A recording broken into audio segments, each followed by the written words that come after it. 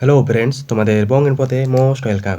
আজকের বিষয় হচ্ছে এমন কিছু যে making of the Indian constitution, ভারতের সংবিধান কিভাবে প্রণয়ন বা তৈরি করা হয়েছিল সে সম্বন্ধে আজ আমরা জানবো। ঠিক আছে, making of the Indian constitution আমরা কি জানি? ভারতের সংবিধান তৈরি করেছিল কারা? The constitution assembly. ভারতের যে গণপরিষদ রয়েছে, সাংবিধানিক সভা, তারা ভারতের কনস্টিটিউশন বা সংবিধান তৈরি করেছিল। তাহলে আমাদের প্রথমে কি করতে হবে?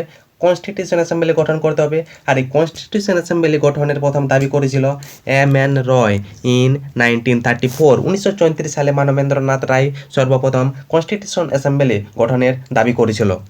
In 1935, Indian National Congress demanded for a Constitution Assembly for the formation of Constitution. 1935 সালে জাতীয় কংগ্রেসও কনস্টিটিউশন অ্যাসেম্বলি গঠনের দাবি করেছিল কি জন্য?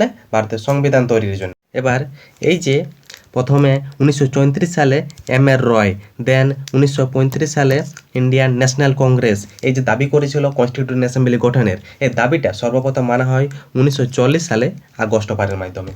আর এই আগস্ট অফার কে দিয়েছিল? সেই সময়কার যে ভাইসরয় ছিল লর্ড লিনলিথগো।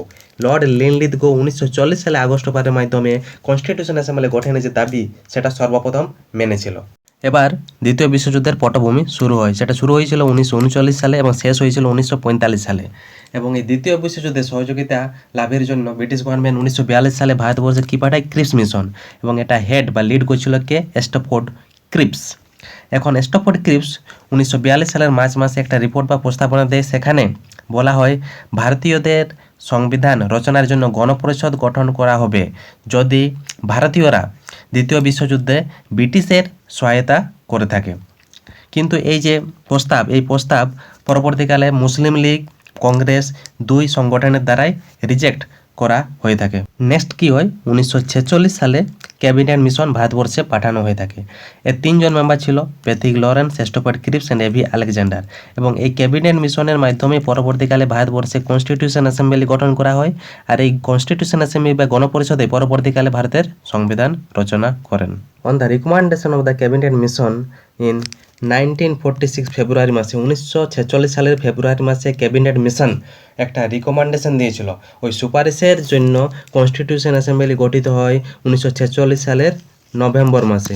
আর এই কনস্টিটিউশন অ্যাসেম্বলিতে টোটাল নাম্বার অফ মেম্বার কত ছিল? 389, 389 জন, যার মধ্যে ইলেকশনের মাধ্যমে নির্বাচিত হয়েছিল 292 জন এবং নমিনেশন মনোনয়নের মাধ্যমে হয়েছিল 97 জন, মনোনয়নের মাধ্যমে। আর এই ইলেকশনটা স্টার্ট হয়েছিল 1946 সালের জুলাই মাসে। The first meeting of constitution assembly in 1946, 9 December. 1946 সালে 9 ডিসেম্বর প্রথম মিটিং হয়েছিল কোথায়? দিল্লির কনস্টিটিউশন হলে। এবং সেখানে প্রেসিডেন্ট কে ছিল? সচ্চিদানন্দ সিনহা। এ কে ছিল? এটা ওল্ডেস্ট মেম্বার, সব থেকে বৃদ্ধ মেম্বার ছিল, তাই একে প্রেসিডেন্ট করা হয়েছিল। সেকেন্ড মিটিং হয়েছিল 11 ডিসেম্বর 1946 সালে। এবং এখানে পার্মানেন্ট প্রেসিডেন্ট হিসেবে কাকে নির্বাচিত করা হয়েছিল? Rajendra Prasad. And symbol of constitution assembly, ভারতের গণপরিষদের সিম্বলটা কি? এলিফ্যান্ট, হাতি।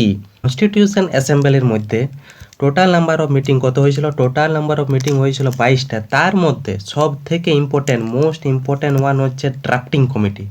এই ড্রাফটিং কমিটির প্রেসিডেন্ট কে ছিল? Doctor B R. আম্বেদকর।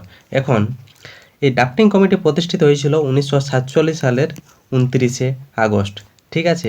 আর এই ড্রাফটিং কমিটি আমাদের সংবিধানের ড্রাফট সেটা তৈরি করেছিল। ড্রাফট মানে হচ্ছে ডকুমেন্ট, বইয়ের আকারে তৈরি করেছিল কে? Drafting committee. সেটা প্রথম ডকুমেন্টটা দিয়েছিল 1948 সালের ফেব্রুয়ারি মাসে।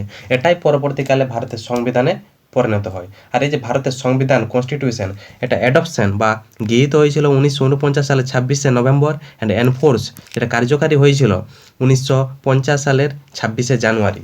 এবার আমরা কিছু ইম্পর্ট্যান্ট জিনিস নিয়ে জানবো এই বিষয়ে। ফার্স্ট ইম্পর্ট্যান্ট ফ্যাক্ট ইজ, এই যে কনস্টিটিউশন অ্যাসেম্বলি গণপরিষদ, সেখানে কনস্টিটিউশনাল অ্যাডভাইসর সাংবিধানিক উপদেষ্টা হিসেবে নিযুক্ত হয়েছিল কে?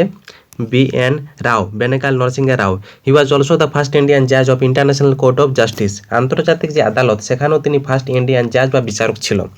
অলসো এখানে কনস্টিটিউশন অ্যাসেম্বলিতে একজন পার্সি মেম্বার ছিল, তার নাম হচ্ছে এইচ.পি. মোদি। একজন অ্যাংলো ইন্ডিয়ান মেম্বার ছিল, তার নাম হচ্ছে ফ্র্যাঙ্ক অ্যান্টনি। আর ওমেন মেম্বার ছিল সরোজিনী নাইডু অ্যান্ড বিজয়লক্ষ্মী পণ্ডিত। ঠিক আছে, যেখান পর্যন্তই। তোমরা খুশি থাকো, লিভ হ্যাপি।